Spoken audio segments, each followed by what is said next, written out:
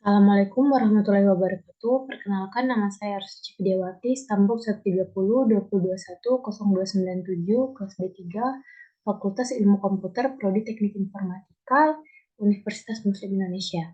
Jadi pada kesempatan kali ini saya akan melanjutkan menjelaskan proyek 2.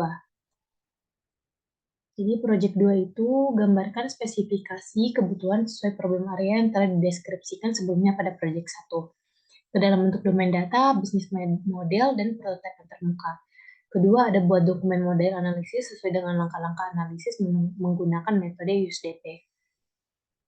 Jadi model domain di sini saya menggunakan kelas diagram.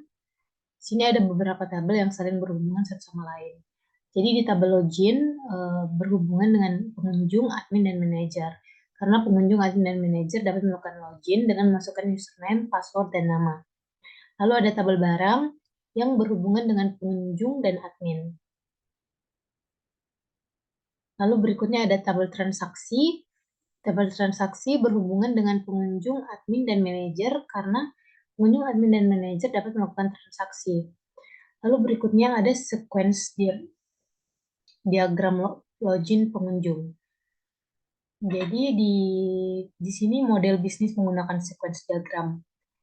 Jadi pertama di sini pengunjung akan melakukan login dengan memasukkan username dan password. Lalu username dan password akan dikontrol login dan memasukkan di data user.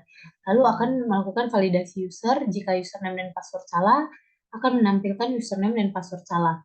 Jika username dan password sudah benar, akan menampilkan menu, lalu menu akan tampil.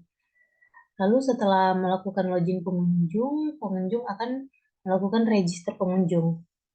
Jadi pertama pengunjung akan masuk ke menu register, lalu ada form register dan melakukan registrasi. Lalu kontrol register dan data pengunjung akan dikirim ke data pengunjung, lalu melakukan validasi data. Jika data salah, akan tidak menampilkan menu apapun. Jika benar, menu akan ditampilkan dan menu akan tampil. Lalu berikutnya ada sequence diagram cari data barang. Jadi pengunjung akan menampilkan, jadi di sini pengunjung akan menampilkan menu, lalu pilih form cari barang, lalu akan dikontrol register, dan pengunjung akan memasukkan kata kunci barang yang akan dicari. Lalu akan mencari barang, jika barang tidak ditemukan, maka akan muncul pesan barang kosong. Jika barang ditemukan, akan menampilkan data barang, lalu data barang akan tampil. Lalu ada sequence diagram transaksi, jadi di sini pengunjung akan melakukan pilih data barang, lalu akan melakukan menu pembayaran. Di pembayaran akan melakukan kontrol pembayaran, dapat memilih pembayaran tunai ataupun kartu kredit.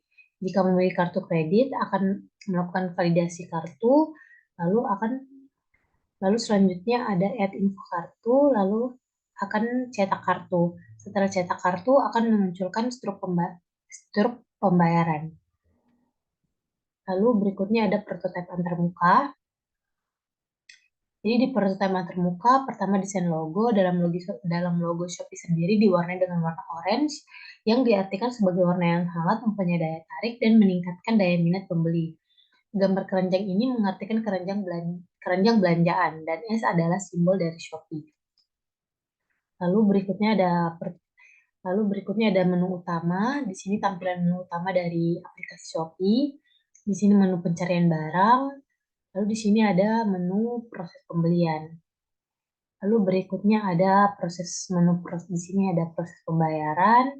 Di sini ada tampilan pengiriman barang. Jadi di sini kita akan mengklik ini dikirim, lalu akan tampil ini pesanan kita yang dikirim. Lalu di sini kita bisa pencet, akan tampil pesanan kita sudah berada di mana. Lalu berikutnya di sini ada tampilan barang telah sampai pada aplikasi Shopee. Lalu berikutnya model analisis menggunakan metode USDP. Di sini saya menggunakan boundary class. Di sini ada customer dan penjual. Di customer akan menampilkan menu barang, lalu dapat melakukan pemesanan barang dan melakukan transaksi. Lalu penjual dapat melakukan, di sini ada menu penjualan, lalu ada update data barang dan mengirim data. Lalu di sini ada sistem, di sistem akan menambahkan deskripsi barang yang akan dibeli, lalu ada data transaksi barang, dan di sini dapat melakukan mengirim data. Jadi pada sistem ini akan memproses semua data yang telah dikirim oleh customer dan penjual. Baik, sekian video dari saya. Kurang dan lebihnya mohon dimaafkan. Wassalamualaikum warahmatullahi wabarakatuh.